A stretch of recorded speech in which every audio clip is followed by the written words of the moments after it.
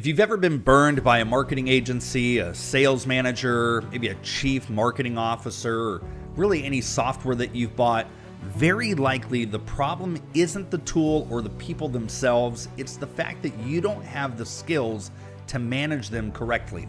And today I'm going to show you the exact plan we walk through with all of our contractors here at Billion Dollar Contractor to help them grow their businesses so that you can build a better business yourself.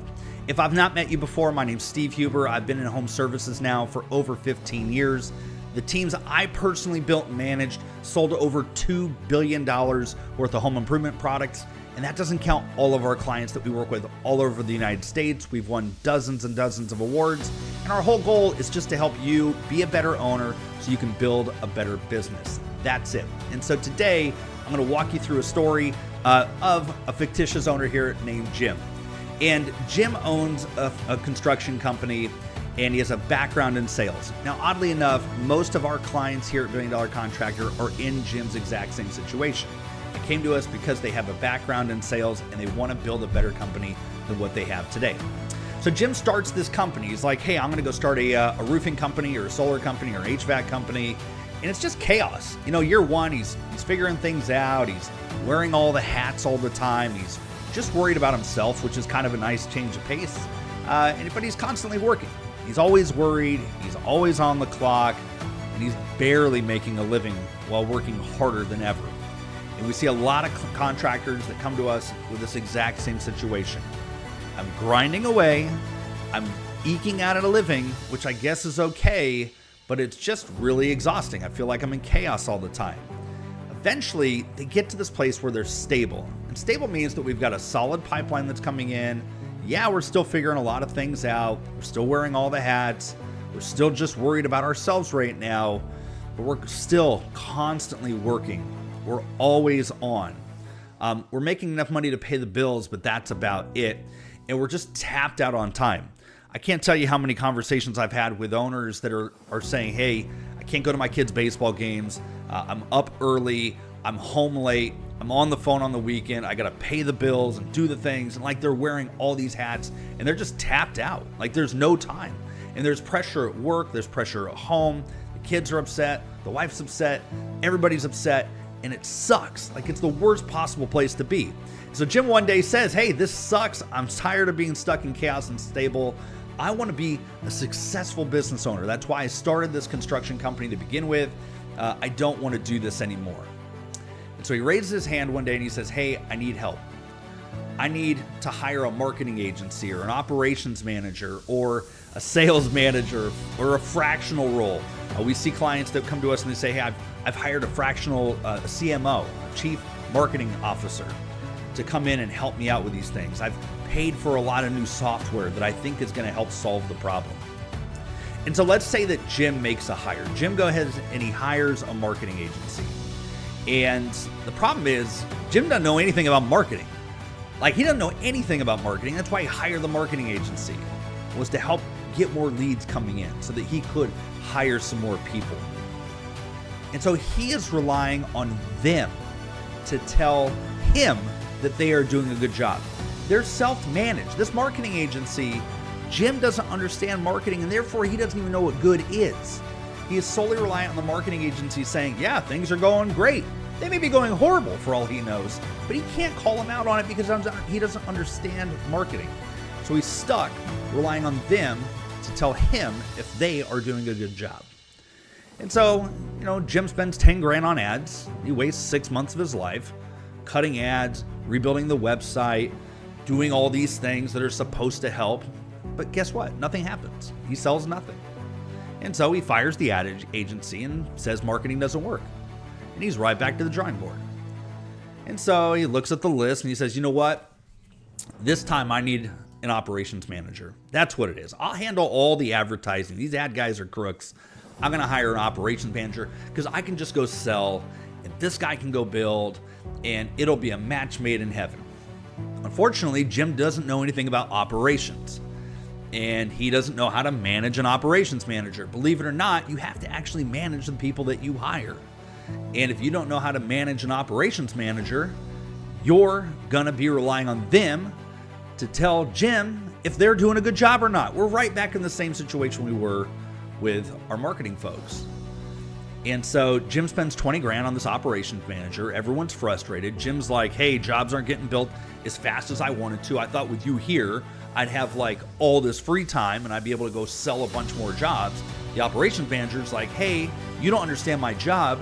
And so I'm frustrated that you're not supporting me in the right ways. Everyone's frustrated at the end of the day. Jim fires our manager and says it doesn't work out. And I know that this process works just like this, because so many contractors will come to us with this exact same scenario. Like if you're watching this right now, have you hired an ad agency that you had to fire because you spent a bunch of money and you didn't get leads? Or have you hired like an office manager that was supposed to make your life so much easier, but they didn't, and so you had to fire them and put somewhere else? And now you're back to doing it all over again? It happens all the time. And so Jim goes back to the list and he goes on to the next one. And this cycle happens all the time. We need to hire somebody, so we hire them. They disappoint us, so we fire them, and then we're back to square one. I've seen people caught in these loops for years. Sometimes with the same role. I had a client the other day, he came to us, I think he had hired like 5 ad agencies. And I was like, why are you keep firing all these ad agencies? He says, well, they just aren't good. I said, what is your definition of good? And he couldn't describe it. That's a big problem. You get stuck in these loops. I believe he had spent $200,000 on all these ad agencies over and over and over and over again and had like literally nothing to show for it. And so you start thinking like, will success ever happen? Like I'm just stuck in chaos and stable all the time, working my ass off, barely making any money, and I need to get out of this. Like I'm just stuck. Will it ever happen? And again, this is where most clients come to us at, is right here when they're just feeling stuck. We actually call it being stuck because you need to grow your company, but you lack the skills to know what good looks like. And you can't hire or manage effectively if you don't know what good looks like. And honestly, you will never be successful getting there if you are stuck. And so you will stay stuck forever unless, number one, you have a ton of money to hire extremely competent people. Now, if you hear like you'll interview Elon Musk or Jeff Bezos or any high level entrepreneur, and they will say things like, I don't need to understand marketing. I need to hire somebody that understands marketing. And that is a great way to think if you have a ton of cash and you're running a very sophisticated business. For most contractors, that is almost impossible to do because your company isn't growing. And I have bad news for everybody. Hiring extremely competent people is really expensive. Like a great CMO is high dollars, multiple 6 figures. Same with a great sales leader or a great operations manager. We don't find those people at really affordable price points. And so if you're relying solely on hiring extremely competent people in, it is very, very tough to do. Now, the other way that you can get out of being stuck is you have enough money, time, and willpower to basically fail your way through each hire, each department over and over and over and over again. So you have the ability to get burned over and over and over, time and time again, searching for that right one. Remember the company that hired all those marketing agencies? You got 200 grand. Guess what? He still hasn't figured it out. He's still going to keep burning cash until one day, hopefully, he finds a great marketing agency. And you handle that for years to hopefully learn what's good. Unfortunately, in his case, he still hasn't learned because he hasn't found it yet. Or you invest in your skills so that you can spot good and manage it effectively. This is the one I like. Let me walk you through why that is. So your business is capped by your skills. You know, even Barry Bonds, who I think is the greatest baseball hitter of all time, Barry Bonds in flip-flops would be a way better hitter than I would be with all the greatest tools in the world because he has skills. He understands how to do things that I don't, and the tools just make him better. And so when you have basic knowledge of how things should work, you become exponentially harder to be taken advantage of. When you can walk into a marketing meeting and understand what CAC is, or ROAS, or creative, like you understand the terminology that goes behind some of those things, or what a retargeting campaign is, or a drip campaign, all of those basic things, you look like somebody that understands what is happening. When you understand the metrics that you should be measuring an ad company by, and they may be crushing it, but you're failing somewhere else. When you understand those components, people have a vastly harder time taking advantage of you. When you walk in and say, I know nothing about marketing and I'm hoping you do, you are priming yourself to be taken advantage of. You could hire the world's best person tomorrow, but you wouldn't even know it. Because again, if you don't know what good looks like, your expectations may be off the chart. I see so often, we'll have owners, we'll talk to them and they'll say, my sales manager sucks. And it's like, well, gosh, tell me why your sales manager sucks. Well, we only have a 60% close rate. 60% is out of this world. In fact, I'd probably recommend you raise your prices if you have a 60% close rate. You don't have a sales management problem. You have a problem somewhere else in the business. But you wouldn't even know it because you don't know what good looks like and you lack the skills to do that. When you rely 100% on other people's skills, knowledge, and they leave, you're stuck with nothing.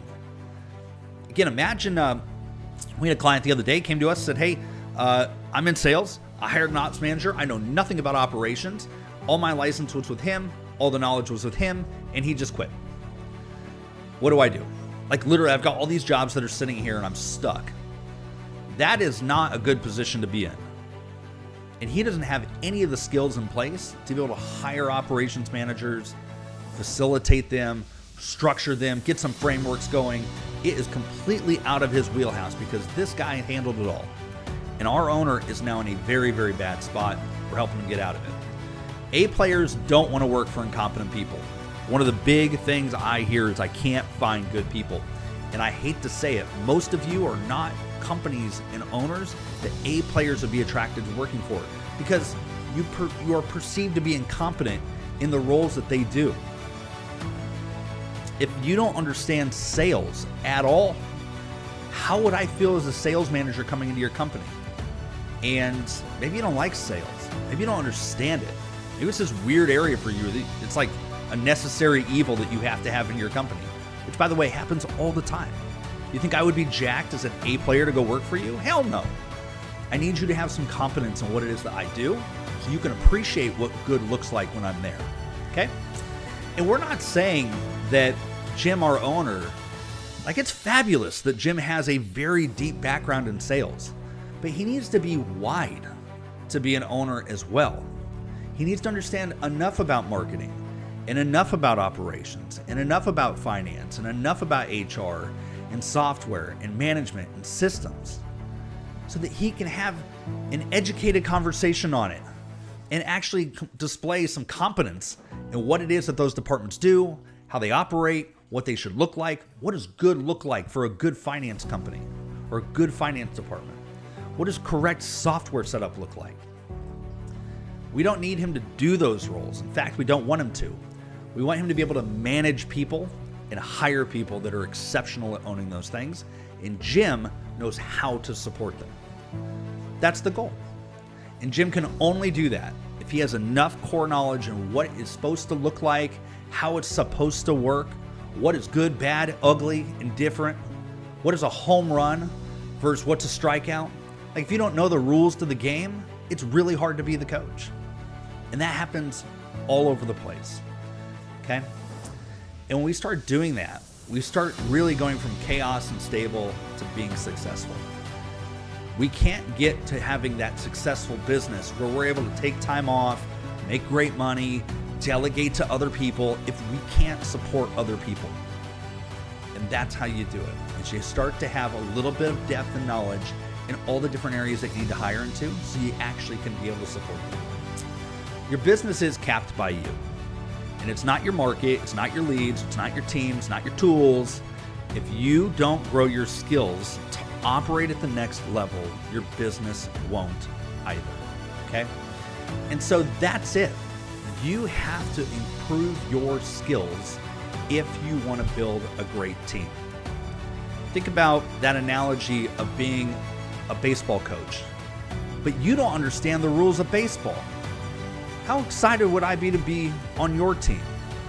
If you didn't know what a pitch was, or a strikeout, or a ball, what good base running looked like, or good fielding, or good pitching. All you knew was we were supposed to score some points and somebody was going to win. You have to have some strategy behind your skill sets. And unfortunately, most companies that are out there are trying to sell you leads, trying to sell you software, they're trying to sell you services. All we want to do is help you be educated. So, my guidance for you would be try to learn as much as you can about the roles that you're hiring into before you hire them. Or certainly learn them with the people that you are hiring in so that you understand what good looks like. Talk to people in your area. Talk to other business owners about what good is. Hey, I got a 60% close rate. Is that good? Guy next to you says he's got a 5% close rate. You'll know real fast that 60% close rate's off the charts. The guy with a 5% close rate is going to understand real fast his close rate stinks. If you say, hey, it takes us 6 months to build a job though, and the guy next to you says it takes us 2 weeks, you're going to understand you have an operations problem. So, learn your positions. Have enough skill and depth so you can manage people effectively. If you'd like to see how we do that for our contractors, go to the link in my profile. We put everything there for you. Our goal is just to help you be a better business owner, be a better employer, be a better teammate, and ultimately just help you lead better and build a better company for yourself by giving you enough depth and tools and frameworks so that you understand what good looks like, and then giving you support so you can bounce questions off of us and say, hey, I've got a 7-month build time and I want more leads. Is that a good idea? No. We can help you kind of answer some of those questions as somebody that works with contractors all over the country. Okay. And again, I've been there before. I probably have solved most problems that you have run into, and so is our team here and the other contractors that we have within our program. So if you'd like to check that out, check it up. It's up in the profile for you guys. With that said, go improve your skills. Your business will grow as a result. And I hope you all keep crushing. Until next time, catch you later.